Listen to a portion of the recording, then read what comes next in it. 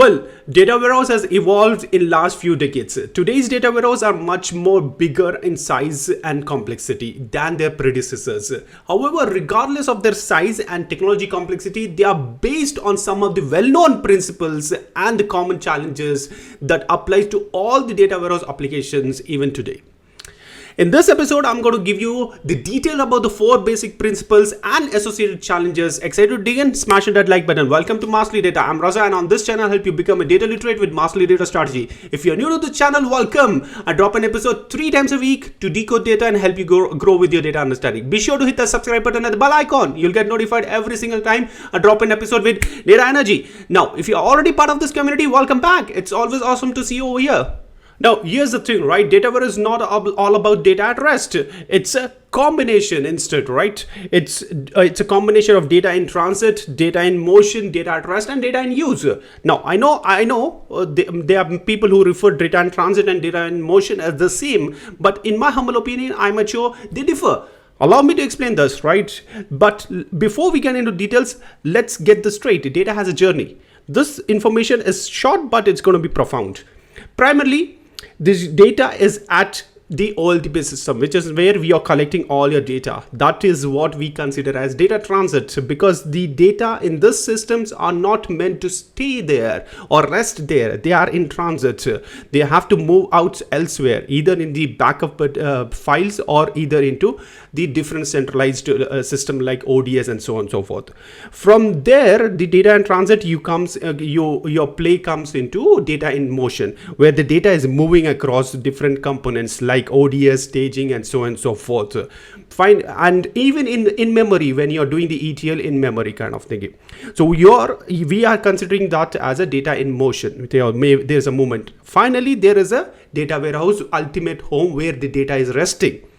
But when it has been resting, there is a data in use, which has finally been consumed by the end users and getting the ultimate value out of the data. Now, that's been understood. Let's move into principle number 1, limited data source along with data in transit challenges. Traditionally, as we understand, the data sources for data warehouse has always been just a relational databases or a flat file. In a sense, business data or technically structured data. But as we modernized or literally digitalized these operation systems or relational databases became the heart of the business, right? The organization started to see the value of effectively monitoring these systems for the preventive measures and so on and so forth. Hence, the non-business data started to taking value or preceding over the business data. Literally, fine. So this non-business data technically is understood as unstructured data, and unstructured data basically became the huge challenge for the data warehouse, but yet critical for the decision making. As a matter of fact, we know that the digitalization has influenced every business, right? And it has expedited because of the pandemic situation as well. Nevertheless, the web content in the form of open data became another set of your data sources.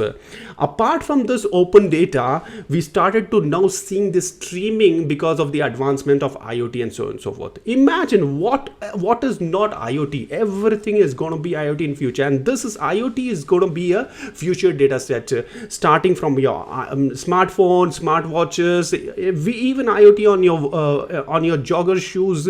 Everything will be IoT.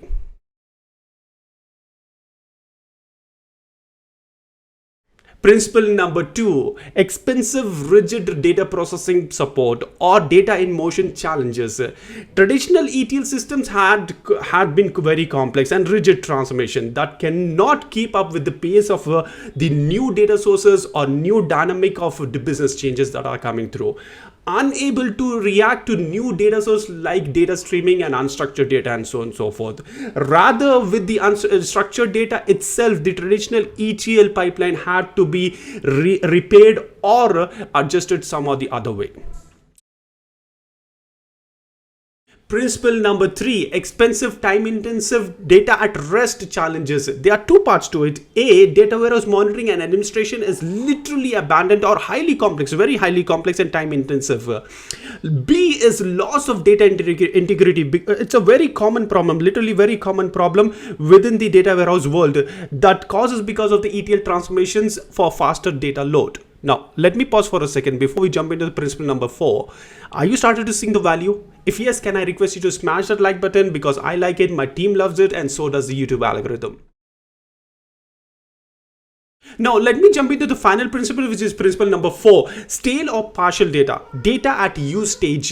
The conclusion of all the challenges that we have gone through in each stage of data journey, starting from data in transit, data in motion, and data at rest, concludes into 2 parts. Reports in the data warehouse became stagnant. Fine.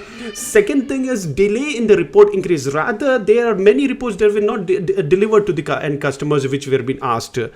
This all challenges actually concluded in the data at use stage. Now, if you got the value from this episode, hit the like button and don't forget to subscribe. This is me signing off. You would mean a world to me and my team. But if you're with us, you're going to be mastering data. Thank you very much.